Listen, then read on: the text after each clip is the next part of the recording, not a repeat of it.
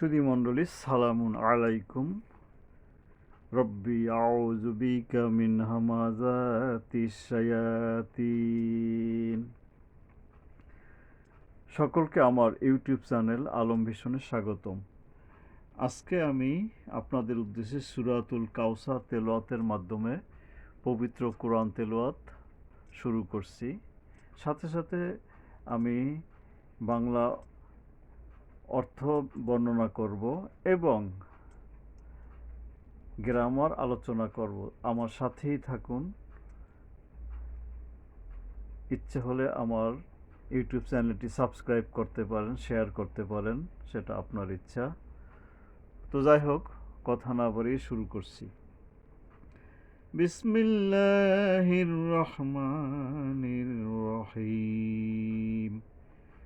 ইন্না আ'তাইনাকাল কাউসার ফাসল্লি লিরাব্বিকা ওয়ানহার ইন্না শানিয়াকা হুয়াল আবতার।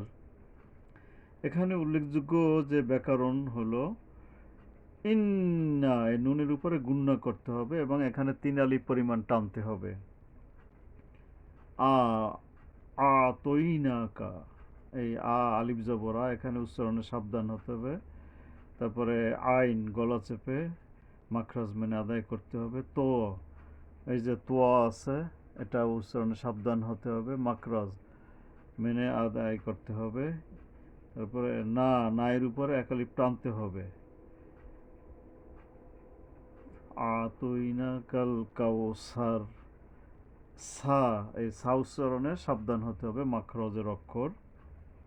সুধীমণ্ডলী, বলে নেওয়া ভালো, আমি কিন্তু এর আগে মাখরাজের অক্ষর আলাদা একটা ভিডিও করেছি, সেখানে আপনারা দেখে নিতে পারেন। ফাসল্লি, এই যে সওয়াদ উচ্চারণে সাবধান হতে হবে, মাখরাজ মানতে হবে এবং হরফে ইস্তিওয়ালার অক্ষর এটি। লি রব্বিকা, রাব্বিকা নয়, রব্বিকা ওয়ানহার, এই ওয়া মানে 2 ঠোঁট গোল হয়ে আসবে। হা, এই যে লম্বা হা, কিছুটা শব্দ ভাব আসতে আসতে একটু সময় বেশি লাগে গোল হয়ে আসছে। ওয়ানহার, ইন্না, ইন্না, এখানে এক আলিফ গুণনা করতে হবে। তবে এখানে ওই যে প্রথম ইন্না 3 আলিফ টান ছিল, কিন্তু এখানে আবার টান হবে না। ইন্না সা, এই এক আলিফ টানতে হবে, শিনের উপরে এক আলিফ টানতে হবে।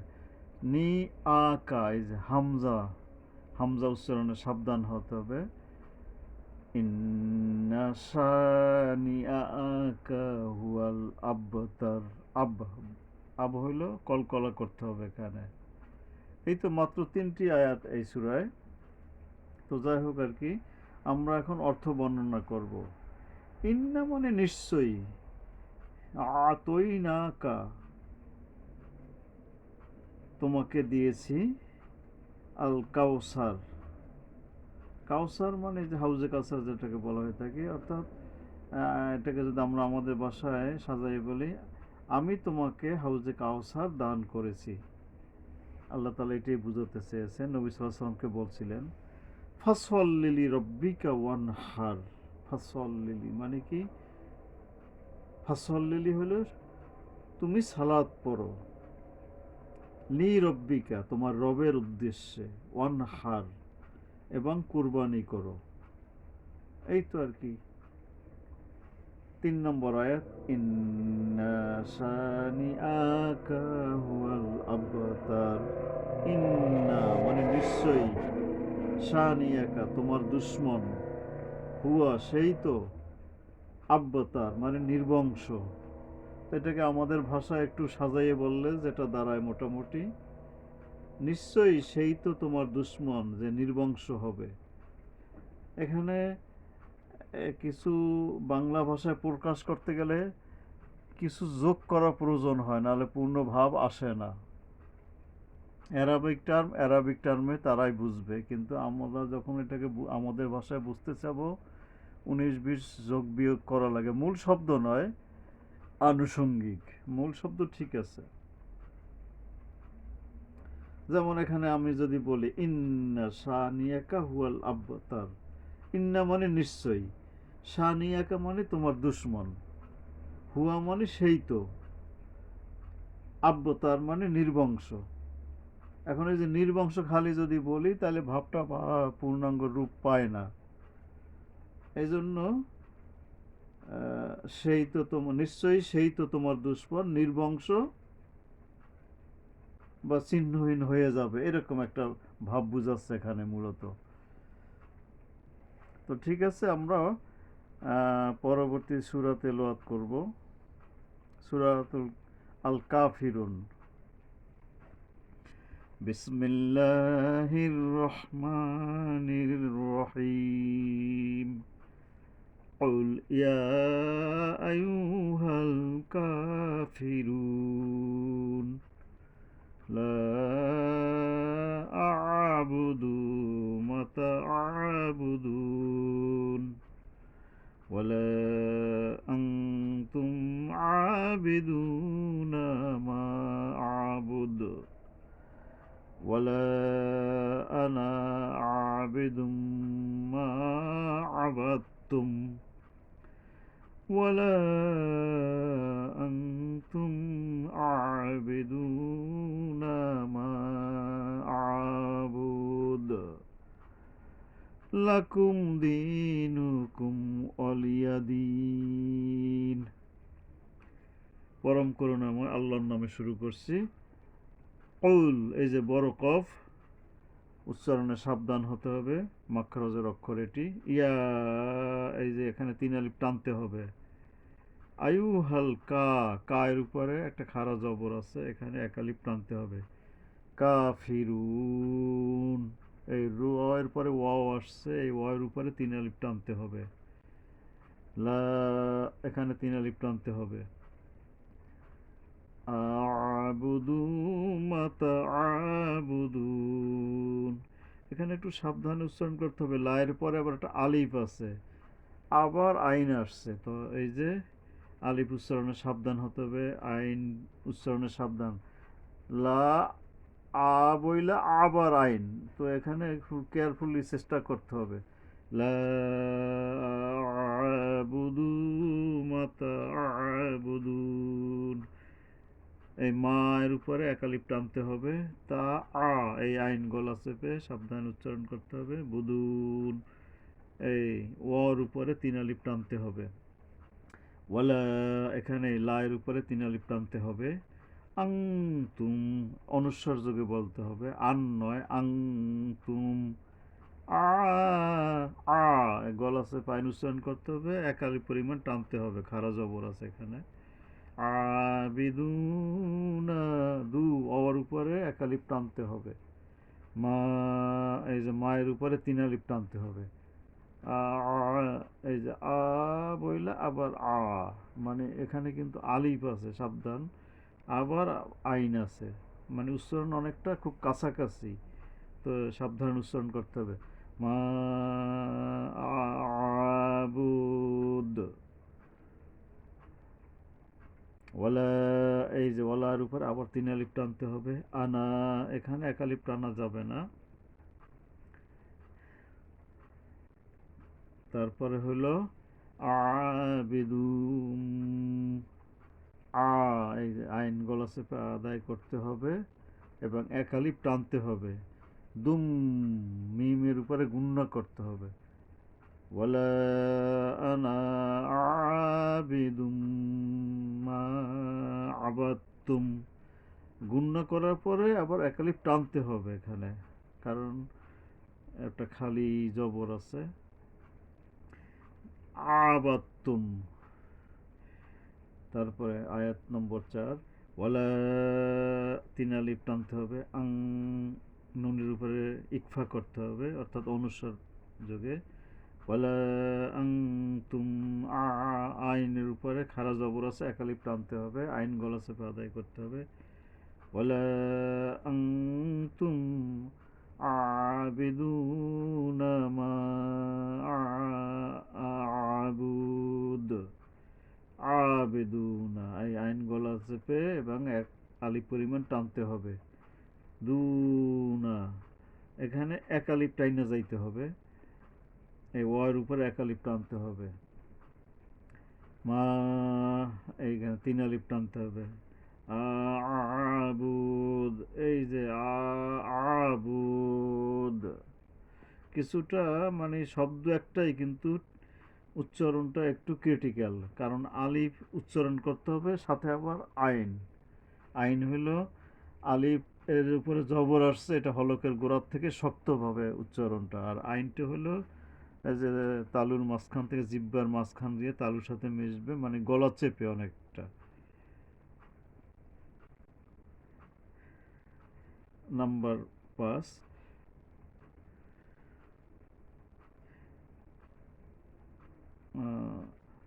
তারপর হলো আমরা 5 নম্বর আয়াত বললাম, এরপরে 6, লাকুম দিনুকুম অলিয়াদিন। লাকুম দি, ইয়ার উপর একালিপ টানতে হবে। লাকুম দিনুকুম অলিয়াদিন। এই অলিয়া, ইয়া উচ্চারণে সাবধান হতে হবে। দিন, এই শেষের ইয়ার উপরে 3 আলিফ পরিমাণ টাইনা থামতে হবে। অর্থাৎ মোট আয়াত হইল 6টি। তো এবার আমরা একটু বাংলা অর্থ বলবো। কুল ইয়া আইয়ুহাল কাফিরুন, বলো, কুল মানে বলো, আল্লাহ তাআলা নবী সাল্লাল্লাহু আলাইহি ওয়াসাল্লামকে বলতেছেন, ইয়া আইয়ুহাল কাফিরুন, ইয়া আইয়ুহা মানে হে, আল কাফিরুন কাফিররা, লা আবুদু মা তা'বুদুন। লা মানে নাই, না, আবুদু আমি ইবাদত করি, কি মা মানে যার, তা'বুদুন তোমরা ইবাদত করো। অর্থাৎ এটাকে ঘুরে আমাদের ভাষা একটু সাজাই নিলে যা দাঁড়াবে, তোমরা যার ইবাদত করো আমি তার ইবাদত করি না। ওয়ালা আনতুম আবিদুনা মা আবুদ, আবিদুনা মা আবুদ, আর আমি যার ইবাদত করি তোমরা তার ইবাদতকারী নও। ওয়ালা মানে এবং না, কি আনতুম তোমরা, আবেদুনা, আবেদুনা মানে হলো ইবাদতকারী, মা যার, আবুদ আমি ইবাদত করি। তাই আমরা বাংলাটা যে, আর আমি যার ইবাদত করি তোমরা তার ইবাদতকারী নও। 4 নম্বর আয়াতের অর্থ, ওয়ালা আনা আবিদুম মা আবাদতুম, আর আমি তার ইবাদতকারী নই তোমরা যার ইবাদত করে থাকো। ওয়ালা মানে আর না, আনা আমি, ইবা আবেদ, এই আবিদ মানে হয়েছে ইবাদতকারী। আবিদুম, দুম এই মিমের উপর গুণ্যতা আছে, যাই হোক ওই প্রসঙ্গে যাব না। যার, মা মানে যার, আবাদতুম ইবাদত করছো। আমাদের ভাষায় এটাকে ঘুরিয়ে সাজানো বলা হয়েছে কি, আর আমি তার ইবাদতকারী নই তোমরা যার ইবাদত করে থাকো। আয়াত নম্বর 5, ওয়ালা আনতুম আবিদুনা মা আবুদ, আর আমি যার ইবাদত করি তোমরা তার ইবাদতকারী নও। আয়াত নম্বর 6, লাকুম দীনুকুম ওয়ালিয়াদিন, তোমাদের পথ ও পন্থা তোমাদের জন্য, আর আমার জন্য আমার পথ। লাকুম তোমাদের জন্য, দীনুকুম তোমার ধর্ম, অলিয়া আমার জন্য, দীনুকুম আমার ধর্ম। মানে তারা বিশ্বাস করুক আর নাই করুক সেটা তাদের ব্যাপার, যে তোমাদের ধর্ম তোমার কাছে, আমার ধর্ম আমার কাছে, এই বলেই মূলত সূরাটি শেষ হয়েছে। তো ঠিক আছে সুধী মণ্ডলী, সূরাতুল কাফিরুন আমরা তেলাওয়াত করলাম। এটি পরে আমরা আরেকটি সূরা তেলাওয়াত করব, সূরাতুন নাসর। বিসমিল্লাহির রহমানির রহিম। ইযা জাআ নাসরুল্লাহি ওয়াল ফাতহু ورأيت الناس يدخلون في دين الله أفواجا فسبح بحمد ربك واستغفره। এখানে অবশ্য থামাও যায়, ইন্নাহু কানা তাওয়াবা। তো সূরাটির আমি একটু গ্রামার বর্ণনা করব। ইজা, এই যে জাল উচ্চারণে সাবধান হতে হবে, মাখরাজের অক্ষর এবং একালিপ টানতে হবে। তারপরে যা, এই জিম গলা চেপে মানে সাবধান উচ্চারণ করতে হবে, মাখরাজের অক্ষর। তারপরে আইন আছে আবার যা, এই জায়ের উপরে চার আলিফ টানতে হবে। তারপর আবার হামজা উচ্চারণ, দুইটা অক্ষরই সেন্সিটিভ, মাকরাজ মেনে উচ্চারণ করতে হবে এবং চার আলিফ এই জায়ের উপর জিমের উপরে টানতে হবে। নাসরুল্লাহ, এই না সদ উচ্চারণে সাবধান, মাখরাজের অক্ষর এবং হরফে ইস্তিওয়ালা, এটা হরফে ইস্তিওয়ালার অক্ষর, সাবধান উচ্চারণ করতে হবে। নাসরুল্লাহ, আল্লাহ, এই নাসরুল্লাহ এই রতে গিয়া লামে ধরবে। এখানে নাসরুল্লাহ লা বলবো না আমরা, এবং এক আলিফ টানতে হবে। অল ফাতহু, ফাতহু এই যে লম্বা হা, এখানে থামলে ফাতহ, ওই রস্যু না বললে হবে ফাতহ। আর যদি টাইনা পড়ে যায় তাহলে ফাতহু বইলা ওরাইতান নাসা মানে পরের শব্দে চলে যাব। আর থামলে খালি হ উচ্চারণ করব, লম্বা হা মনে রাখতে হবে, বড় হা যেটা বলা চলে। অরই অ র, রা হবে না, অর আই, আলিফ জবর আ উচ্চারণে সাবধান। অর আই তান্নাসা ইয়াদখুলুনা ফি দীনিল্লাহি আফওয়াজা। এই র আই তান্নাসা, র এর পরে আলিফ আছে, সাবধান উচ্চারণ করতে হবে।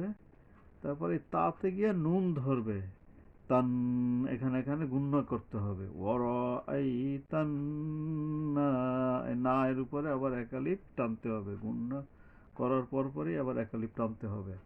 সাই, সিন উচ্চারণের সাবধান, মাখরাজের অক্ষর সিফাত মেনে উচ্চারণ করতে হবে। ইয়াদ খুলু, ইয়াদ দালের উপরে একটা কলকলা মানে প্রতিধ্বনিত হওয়া। ইয়াদ খুলু, খুলু উলু উ, ওই ওয়াও একালিপ টানতে হবে ওয়ার উপরে। ইয়াদ খুলু না ফি ই, ফি এর উপরে একালিপ টানতে হবে কারণ ফির সাথে ইয়া যোগ হয়েছে। ফি দিনিল্লাহ, দি এর পরে ইয়ার উপরে একালিপ টানতে হবে। ফি দিনিল্লাহি, এই যে এখানে আবার একালিপ টানতে হবে, ফি দিনিল্লাহি। আফওয়াজা, আফওয়াজা, আফওয়াজা, ওয়া, এই ওয়ার পরে একালিপ টানতে হবে। তারপরে জিম আসছে, এখানে জিম উচ্চারণে সাবধান হতে হবে। ফাসলিলি, সিন উচ্চারণে সাবধান হতে হবে, মাখরাজের অক্ষর। ফাসাব্বিহ, ফাসাব্বিহ এই যে লম্বা হা উচ্চারণ সাবধান হতে হবে। বিহামদিহি, বিহাম এই আবার লম্বা হা, গলায় কিছুটা এই যে শোষ শব্দ। একই হা কিন্তু আবার বিভিন্ন রূপ আছে। আরবিতে কিছু অক্ষর আছে যেগুলোর বিভিন্ন রূপ আছে, এই অক্ষরগুলোর আবার একাধিক রূপ আছে। কোরআন শরীফে কিছু ক্ষেত্রে পূর্ণ অক্ষর ব্যবহার করা হয়েছে, কিছু ক্ষেত্রে এটার যে পরিবর্তিত রূপ সেটা ব্যবহার করা হয়েছে। বিহামদিহি, এই যে হা লম্বা হা, উচ্চারণে সাবধান হইতে হবে। রব্বিকা ওয়াস্তাগফিরহু, অস্তাগফিরহু মানে এখানে অস্তাগফিরহু মানে এখানে থামা যায়, আবার না থাইমা পইড়াও চলে যাওয়া যায়। তো থামাটা উত্তম এখানে, একটু থামা উত্তম, কারণ নেকির ব্যাপার আছে এই জায়গাটায় থামা। ইন্নাহু কানা তাওয়াবা, এখানে নুনের উপরে গুণনা করতে হবে। হু, এই যে হু এর উপরে যে গোল হা একালিপ টানতে হবে, যেহেতু পেশটা উল্টা আছে, উল্টা পেশে একালিপ টানতে হয়। কানা কা আ, কা আ, এই যে একটা এখানে একালিপ টানতে হবে। ইন্নাহু কানা, কানা মানে এখানে এই যে কায়ের উপরে একটা বামে খালি আলিফ আছে, এই জন্য এক আলিফ টানতে হবে। তাওয়াবা, তাওয়াবা, এই বায়ের উপরে দুইটা জবর আছে, তবে তার আগে এই ওয়ার উচ্চারণ করার পরে এক আলিফ টানতে হবে, এখানে একটা খালি আলিফ আসছে। কানা তাওয়াবা, আসলে এই এক আলিফ একটু সেন্সিটিভ, অল্প সময় কিন্তু উচ্চারণ করতে হবে, কিন্তু বেশিরভাগ ক্ষেত্রে এটা করা হয় না, মানুষ করছে না, যেটা ভুল। তো যাই হোক, আমরা কথা না বলে একটু এটা একটু আমরা বাংলা অর্থটা বলার চেষ্টা করব। ইজা, ইজা মানে যখন, যা নাসরুল্লাহি ওয়াল ফাত, যখন আসবে আল্লাহর সাহায্য। ফাতহ মানে হলো বিজয়, বা বিজয় আর কি, বা সাহায্য যাই বলি। অরাআইতান নাসা ইয়াদখুলুনা ফি দীনিল্লাহি আফওয়াজা, আর তুমি মানুষদের দেখবে দলে দলে আল্লাহর দিনে প্রবেশ করতে। অরাইতা মানে তুমি দেখবে, আন্নাস মানুষকে, কি ইয়াদখুলুনা মানে প্রবেশ করছে। দিন, দিন মানে দিনের ভিতরে, বা এই যে ধর্মের দিকে। আল্লাহ, এই যে আল্লাহ মানে আল্লাহর, আফওয়াজা দলে দলে, আফওয়াজা মানে হলো দলে দলে। তারপরে ফাসাব্বিহ বিহামদি রাব্বিকা ওয়াস্তাগফির ইন্নাহু কানা তাওয়াবা।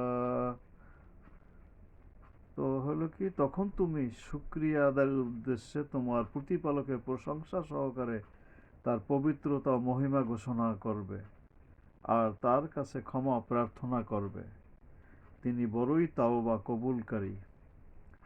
এই ফাসাব্বিহ মানে তখন তুমি গুণগান করবে, মানে কি আল্লাহর গুণগান করতে হবে। বিহামদি, বিহামদি মানে প্রশংসার সাথে, রব্বিকা মানে রবের, অস্তাগফিরহু এবং কি ক্ষমা চাও, ইন্নাহু মানে নিশ্চয়ই, কানা হলেন, তাওয়াবা, তাওয়াবা মানে ক্ষমা পরবশ, এই যে তওবা মানে ক্ষমা পরবশ আল্লাহ তাআলা। এই তো যাই হোক আর কি, আমরা বাংলা অর্থ একটু বর্ণনা করলাম, কিছু শব্দের অর্থ বললাম, একটু একটু আমরা শেখার চেষ্টা করি, আস্তে আস্তে আমাদের উন্নয়ন ঘটবে। আজকে আর কথা না বাড়িয়ে এখানেই শেষ করছি। আল্লাহ হাফিজ।